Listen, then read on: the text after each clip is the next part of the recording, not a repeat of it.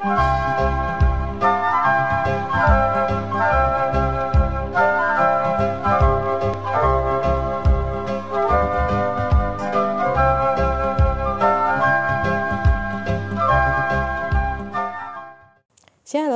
berjumpa lagi dengan channel Kelapa Sukacita.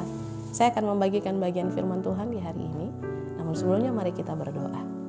Bapa di sorga, kami hendak membaca, mendengar, dan merenungkan firman-Mu. Kami memohon tuntunan kuasa Roh-Mu Kudus atas sekalian kami. Singkapkanlah firman-Mu bagi kami agar firman yang tersingkap memberikan kekuatan, pengharapan, penghiburan, sukacita, dan damai sejahtera. Lalu juga memperlengkapi kami di dalam kami menjalani minggu-minggu sengsara di mana Kristus dalam segala karya penyelamatan-Mu bagi dunia, Engkau rela untuk disiksa dan tersalib bagi kami. Demi Yesus Kristus, firman yang hidup, kami berdoa dan bermohon. Amin. Pembacaan firman Tuhan bagi kita terambil dalam kitab Injil Yohanes pasal 12 ayat 1 sampai ayatnya yang ke-8. Yesus diurapi di Betania. 6 hari sebelum Paskah, Yesus datang ke Betania, tempat tinggal Lazarus yang dibangkitkan Yesus dari antara orang mati. Di situ diadakan perjamuan untuk dia dan Marta melayani, sedangkan salah seorang yang turut makan dengan Yesus adalah Lazarus. Maka Maria mengambil setengah kati minyak narwastu murni yang mahal harganya, lalu meminyaki kaki Yesus dan menyekanya dengan rambutnya, dan bau minyak semerbak di seluruh rumah itu. Tetapi Yudas Iskariot, seorang dari murid Yesus yang akan segera menyerahkan dia, berkata, "Mengapa minyak narwastu ini tidak dijual 300 dinar dan uangnya diberikan kepada orang-orang miskin?" Hal itu dikatakannya bukan karena ia memperhatikan nasib orang-orang miskin, melainkan karena ia adalah seorang pencuri. Ia sering mengambil uang yang disimpan dalam kas yang dipegangnya. Maka kata Yesus, "Biarkanlah dia melakukan hal ini mengingat hari penguburanku. Karena orang-orang miskin selalu ada pada kamu, tetapi aku tidak akan selalu ada pada kamu." Demikian firman Tuhan. Dikatakan berbahagia adalah setiap kita yang telah membaca, mendengar, merenungkan, dan melakukan firman Tuhan di dalam kehidupan setiap hari. Pemirsa channel Kelapa Sukacita yang diberkati Tuhan, Injil Yohanes adalah Injil yang berbeda dari Injil-Injil yang lain, Injil Matius, Markus, dan Lukas. Karena Injil Matius, Markus, dan Lukas lebih banyak mengisahkan tentang kehidupan Yesus yang dimulai dari kelahirannya dan sampai ia terangkat ke sorga, dan bahkan juga berbagai pengajaran-pengajaran yang Yesus sampaikan. Sementara Injil Yohanes lebih menekankan pribadi Yesus itu. Injil Yohanes lebih menekankan siapa Yesus itu.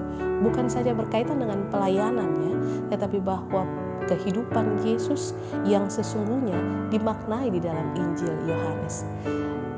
Murid yang bernama Yohanes yang begitu dekat dengan Yesus ini pun juga di dalam seluruh pelayanan Yesus bersama dengan murid-murid di dalam dunia, dia adalah seseorang yang begitu memperhatikan Yesus, begitu mengetahui apa yang ada di dalam kehidupan Yesus, sehingga Yohanes lebih banyak melihat hal-hal yang tidak termuat di dalam pembacaan yang lain.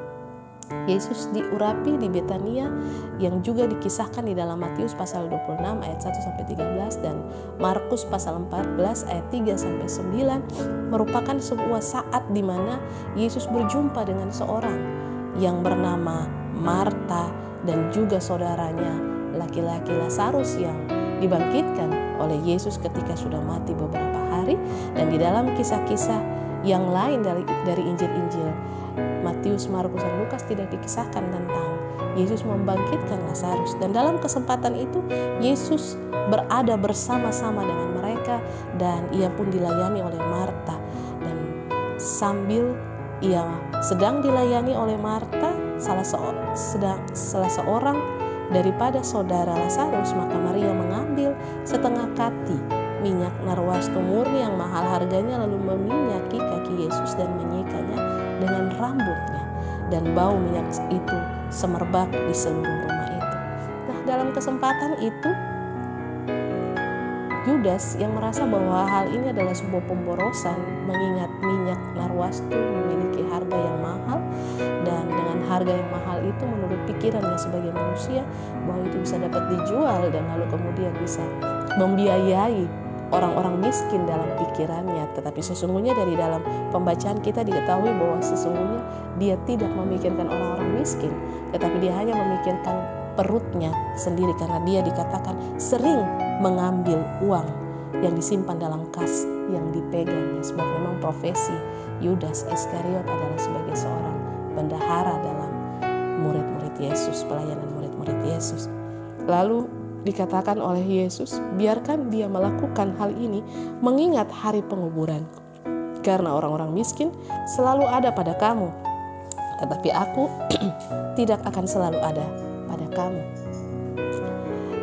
Sekali lagi saya mengingatkan bahwa tema kita merendahkan diri untuk melayani Tuhan. Yesus sedang melakukan sesuatu dalam pelayanannya di tengah-tengah kehidupan keluarga Marta, Maria, dan juga Lazarus, bahwa dia sedang ada di tengah-tengah kehidupan keluarga ini dan mereka sedang menjamu dia untuk makan bersama, dan Lazarus ada bersama-sama dengan mereka semua, juga dengan semua murid-murid.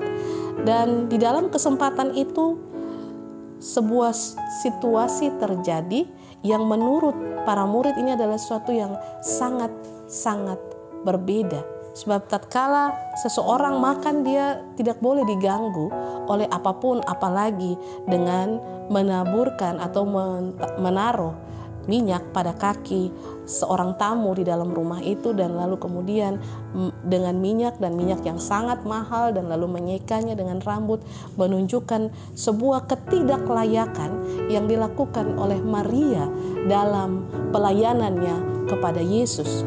Namun dari apa yang dilakukan Maria kepada Yesus mendapatkan sebuah apresiasi dari Yesus. Sebab Yesus melihat bahwa apa yang dilakukan Maria kepada Yesus ini adalah untuk sebuah tanda mengingat hari penguburannya. Walaupun pada keadaan itu Yudas melihat bahwa ini sebuah pemborosan. Yudas melihat bahwa sebaiknya apa yang dilakukan oleh Maria itu tidak boleh terjadi. Biarkanlah minyak yang ada itu digunakan untuk dijual dan lalu kemudian memberikan kepada orang-orang yang berkekurangan.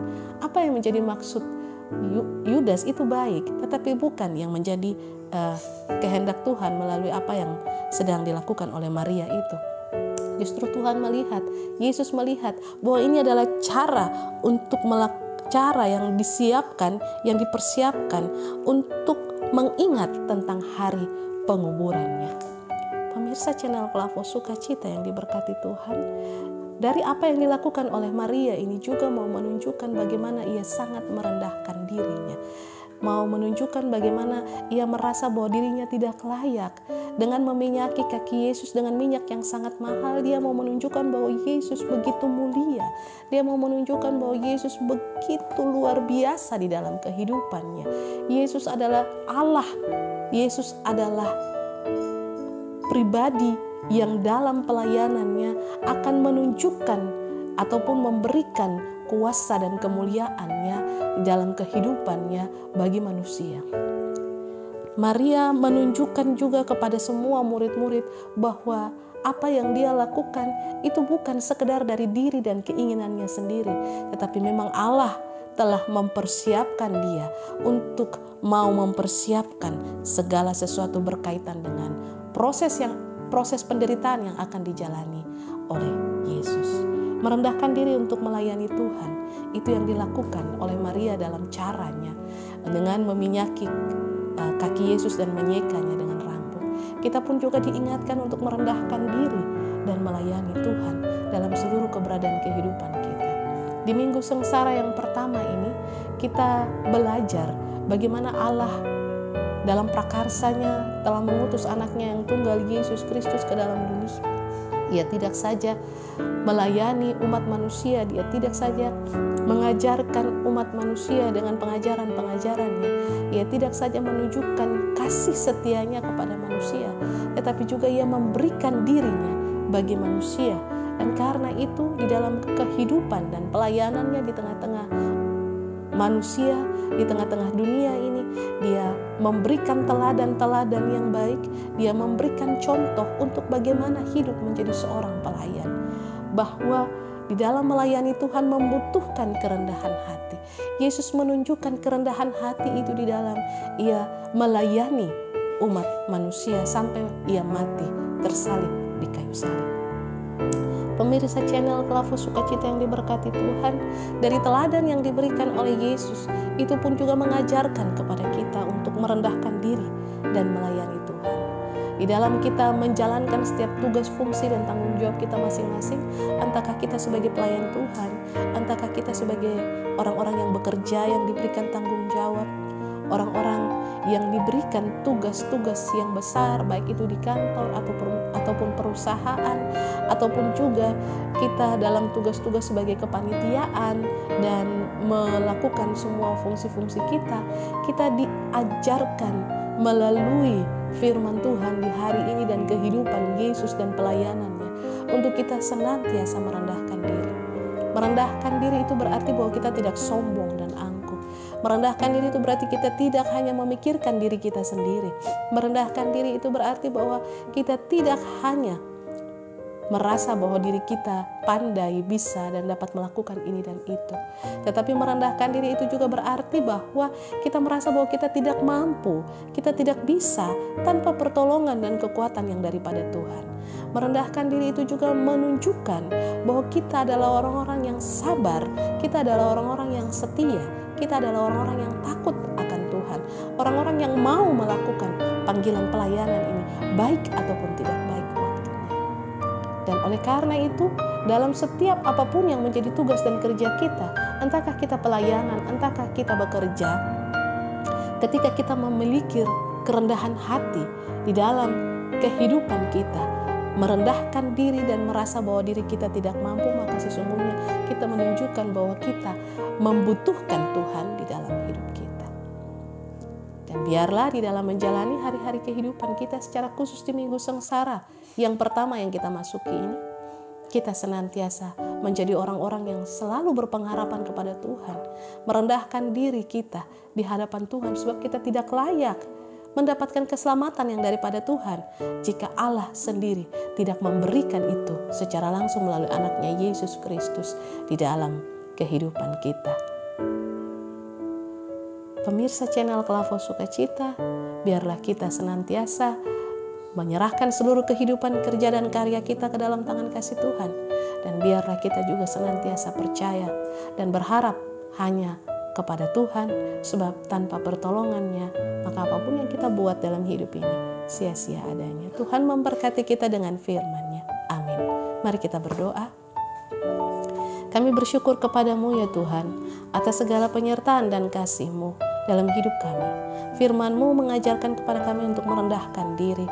Dan biarlah melalui teladan Yesus Kristus, melalui firman-Mu yang kami baca, melalui setiap pemberitaan yang kami dengar tentang siapa Yesus dalam seluruh karya dan pelayanan-Mu di dalam dunia, semakin meneguhkan dan mengokohkan kami untuk tetap terus meneladani Engkau sebagai Tuhan dan Juru Selamat, sehingga Tuhan semakin penuh di dalam kehidupan kami, dan seluruh keegoisan, kemunafikan, cinta diri kami itu semakin berkurang dalam hidup kami, sebab Allah sendiri yang telah memenuhi kami dengan kuasa dan Roh-Mu. Berkatilah kami di dalam menapaki hari-hari kehidupan kami, dalam memaknai penderitaan Yesus Kristus dalam dunia ini untuk menyelamatkan dosa umat manusia, yaitu juga di dalamnya adalah kami semua. Terima kasih Tuhan Yesus Kristus. Ini permohonan kami dan syukur kami. Terpujilah nama-Mu kini dan selamanya. Amin. Shalom. Tuhan memberkati.